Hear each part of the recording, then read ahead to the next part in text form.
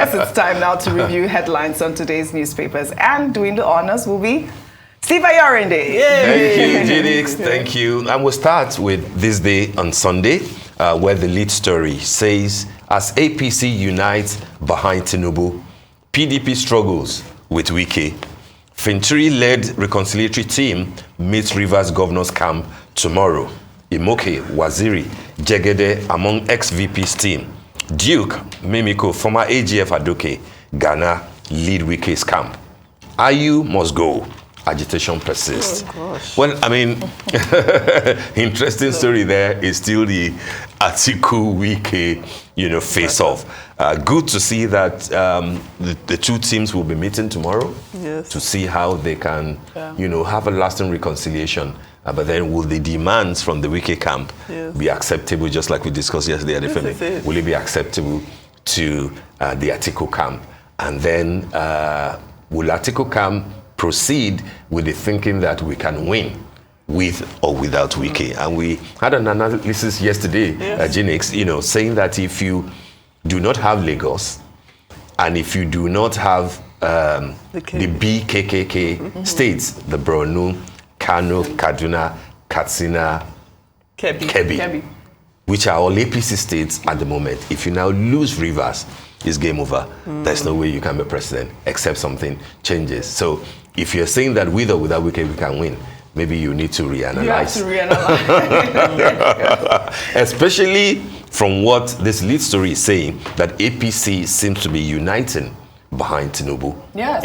All the issues have been sorted. APC is a united front already, but the PDP is not. So basically they are already back in Tinubu. With 24, going to 23 states in their kitty. Yes. If they retain those ones alone, some other people might make the argument that, 3 or 4 of the states were not, traditional APC state, that the governors decamp. But then the governors want to retain power. They want to be in the winning team. So even if they lose those 3, APC will still have 20 states. With 20 states in the kitty, it's as good as retaining the presidency. And Ashwaji will be president. So Atiku's camp will have to think, smartly on how to deal with Wike, because it is obvious that Wike is in bed, with Ashwaji's people. It was only last week he was inaugurating that flyover and he was talking about how powerful River State is. Did you see that? Yes, I did. Yes, he really and he said he will perform when, in any party. And with the governor of Lagos State, Babajide Sanwo-Olu,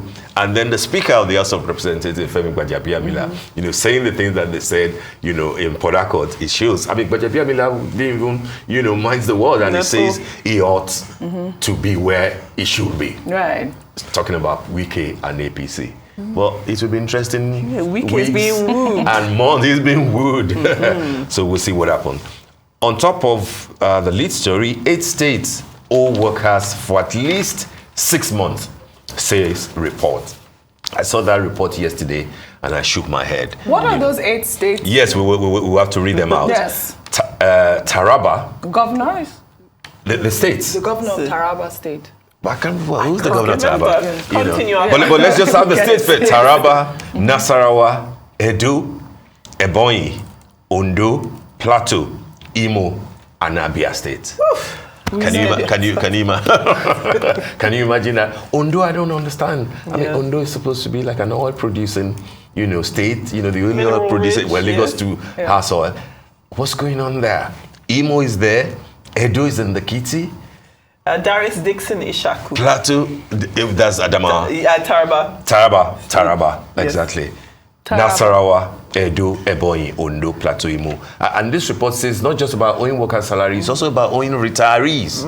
Retirees, so when you hear of people dying, untimely, is there a connect to the fact that, these people are basically starving to death? That is the worst thing to do. It's unacceptable. All those people's salary. It's on. Where are they supposed to get money to survive? Where? It's Cross River on that state, on that list. No, it's not. Surprisingly. Abia is there. Abia is there. Imo is there. with all the troubles with. The thing is, the filter here is at least 6 months, right? It doesn't mean that every other state is current in their payment structure. It could be other states. Other states too. Yeah. 6 months is half a year. It's a long time. It's a lot. I wonder what the governors of these states say in interviews and when they have events when you are. Well, they always have an excuse. What's the excuse? And most of them blame the past administration. Usually we hear that. It's a shame. I mean, it's such a shame, really. What's the IGI level of all these states? How much do they get from, from the federation account? All those things have to be put, in focus and analyze the inflow and outflow to determine if truly some governors actually, deserve to be on their seats. This is not good enough. That's why I wanted to. It's an important story. Absolutely. I did see earlier on this. You sound like you want to name shame. Yes, because that show earlier this week. I do believe there was a story you took on the Cross River State Governor. That's why I asked if the Cross River State Governor was not, because that would have been too much. Because the 25 million donations. Yeah, so it wasn't really the 25 million. It was money he was going to give to the priest. That the priest told him, thank you for that gesture, but use it to pay salaries in the state. He had nothing to say after that. What can you say? It's probably owing. Maybe it's just not up to maybe it's not 6 months. Maybe it's more than 6 months. Or maybe not up to 6 months. You're right. I'm sure that the governor of Cross River State will have a big English to describe why he's owing. You know that he's an expert when it comes to big words. Big words. All right. The strip on top of the masthead, Bode George, renewed rivalries between majority ethnic groups can derail Nigeria. And that's a story on page 8. And I mean, he's stating basically the obvious. Ethnic rivalry is not what we need at this point in the country. On the window, manufacturers' orders groan over inadequate power supply as gas shortage hits businesses in Lagos, Ogun. At 118 naira to 170 naira per standard cubic meter, gas cheaper than 780 naira per litre of diesel. Nigeria has 201,000 megawatts electricity deficit, says report. What is happening? I mean, this is our situation at a time that other countries with gas are cashing out with the Russia-Ukraine war. We do not even have enough in Nigeria, for local consumption.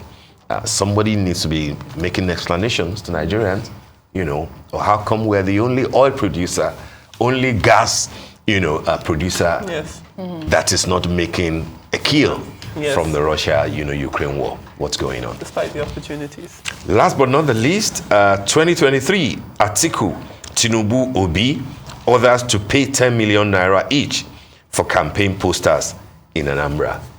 That's on page 5. It looks to me like it's only three. I didn't hear that. What did you say?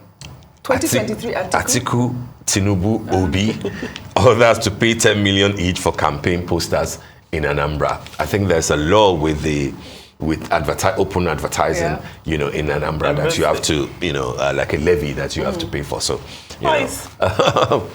it happens everywhere basically, but then it won't start in full force until late September for presidential elections and then early October for the governorship elections. My point, though, is that we're only hearing of 3 presidential candidates. They used to before. Kwakwanso, suddenly has fizzled out. It appears so. It appears so. In the last month, I believe. What has happened to the Kwankwansia movement? Well, I think also people have been blaming it on the fact that, it was the Peter Obi couldn't seal a deal with Peter Obi. Yeah, that was, boosting his candidacy at that point. He probably didn't expect that the Obi movement would be this big. Especially with all those statements that were released, saying that Kwankwaso can never be Obi's deputy and all of that. But we'll see. You never know. Things could change. But it does appear that his movement is... So this is like going back to the 60s, the North, Fulani, the South, the Southwest, Yoruba, and then, the Southeast, Igbo. That's what we are, pushing into the next election. Interesting times. Yeah. All right, we go to This Day Style. Alrighty, so on the cover of This Day Style, we have Zainab Abba Folawiyo, who is celebrating her 80th birthday. And the headline there reads, Grace and Purpose, and you can obviously understand why. Every time we see Madam or Chief Folawiyo, she is always dressed to the nines, and it's no different this time. She sat down with Azuka Ugujiba to talk about her life across these 8 decades and talk about her fashion style, and also the fact that she is the wife of late businessman, philanthropist and Baba Ajini Chief Wahab Iyanda Folawiyo, and also a mother to Segun. No, sorry. Yes, a mother to Segun Awolowo. Yes, there are 2 Segun Awolowos. Okay, the Segun Awolowo, the Segun Awolowo, the son. Yes. His father too was also Segun Awolowo. Oh, that was, I see. Chief Obafemi Awolowo's first son. I see. Okay. Yes. Because I had to correct myself, thinking, "Oh, I don't think that's correct." But yes, that is once again, it is a lovely sit-down interview. And one thing I really like about the interview is that they talk about the stigma against women when they reach a certain age. And so I think it'd be very interesting for people to read and find out what their thoughts on that. But her response to that question, I don't want to give too much away, because I always like people to actually read the interview. Was quite profound. So please do pick up a copy of This Day Style and read. And the stigma is surrounding what? Relationship? Women in general reaching a certain when age. They reach a certain age. And what exactly are they facing at that age? Is it relationship? That's the question I'm asking. It could be, but you have to find out. Find out in the article. Yes, it's very interesting to note. Yeah. I mean, anytime you read Abba Folawiyo's interview, there's always a takeaway. Yes. This is an iconic figure, and I celebrate the fact that she's 80. I've always said, once you cross that Rubicon, 70, 80, I celebrate you. For a reason. And I recall that she's still very fashionable. Yes. In those days of Labanella, a fashion brand, she was, women were not complete in those days without wearing Abba Folawiyo. And musicians, sang praises of her. Oh, beautiful. So nice to see that I read a bit of the interview, and she was talking about her fashion regime, powders and stuff, not too heavy on makeups and things like that. And I think that there will be a lot of takeaways for people that age on how to carry themselves. How to carry themselves. Huge happy birthday. Like happy birthday to her. Beautiful. Right. Then we'll move over to the Guardian newspaper, the lead story we discussed earlier. Terrorists parallel government in Kaduna. El-Rufai says there space there. It's ungovernable space about the size of Abia State. This is the Guardian newspaper.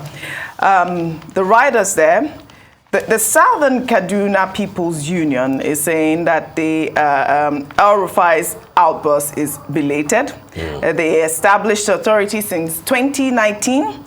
And sovereignty of Nigeria under threat. Northern leaders have said, we have a government that has been defending terrorists. Kaduna Khan blames Sheikh Gumi, or Gumi blames the federal government for escalation of insecurity in the north. 35 kidnapped victims regain freedom. We read that earlier. But I wanted to point out that fact about Nigeria's sovereignty under threat at this point, because that's basically what it is. Absolutely. We discussed this parallel market, parallel government. Market, why not? We're talking about dollars. No, I mean, it is so unfortunate that we are at this stage in Nigeria that, someone like a Sheikh Gumi could negotiate better than the federal government in releasing these kidnapped victims at this point. It just speaks volumes. I don't know what that is and why that should be happening. And for, Garba Shehu to say that our negotiations didn't yield results as expected, it just appears to, seem like some sort of, is it corroboration? The word that I would use? Yes, with the federal government and this whole rank. It just seems really weird. We will have some form of response from the federal government to the memo that El-Rufai sent to the president. Right. Because, this is no time to keep silent about these things. Right. How will you tackle it? How will you come to the rescue of Kaduna State? Because this is a man saying it's an SOS, to the federal government. How will you respond to it? Right. Nigerians are waiting. Another story there. Past leaders failed to unite Nigeria, had no nationalistic instincts, says former President Goodluck Jonathan. And if we tie that in with our previous guest who was talking about nationalism, nationhood, and Nigerian building or portraying Nigeria in a great light, he just it says a lot with regards to President Jonathan's statement. I guess that's where Punch also got the story from. Shun bread and butter politicians. Jonathan tells Nigerians, bread and butter. Right. Those will be the stomach infrastructure of politicians. Right. In his name. Those are the major stories on The Guardian. Okay. All right. I think we can do Punch quickly. Yes. The lead story, which is like a cover story, rising food prices to worsen. Terrorists sack farmers, levy others. We pay levies to access farms in rainy season. The Punch, Farmers Union, that's according to Farmers Union, begs federal government to dislodge terrorists, recover farmland. Many farms, others recovered. That's according to JTF, the military arm that is dealing with this thing. And once they start dealing with farmers, we'll need to be careful because just like our first guest, Dr. Dairu said the other time, we're not even doing enough in terms of food security. Now, if terrorists moving and we're not able to feed ourselves, sufficiently, it's a major problem. An interesting story there, Amotekun not equipped enough to confront criminals. That's the Ondo commander of the Amotekun, basically saying that, yes, we're trying our best, but we can't confront these people with just dang guns and charms and amulets and the like. Charms. It is not Agbekoya days anymore. So Amotekun is saying, a bit more please listen. We need adequate firepower to be able to confront them. Another story there, federal government approves 33 private universities in 16 months. I think it's an important development because the more that has to continue to be on strike, the more that people ultimately will be looking for alternatives. Because, from Ali Mosgo days, the lecturers have always gone on strike and the issues are still there. So if you do not have enough funding to send your kids abroad, maybe private universities will be your option. And unfortunately, that's the reality of our time. At this point.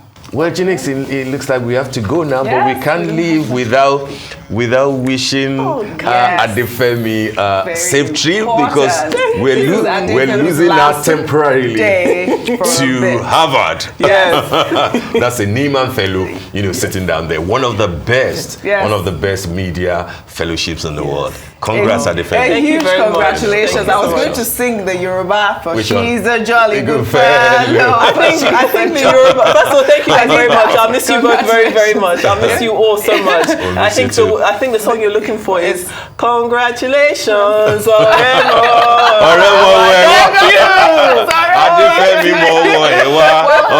Great time at Harvard, Adefemi. Thank you very much.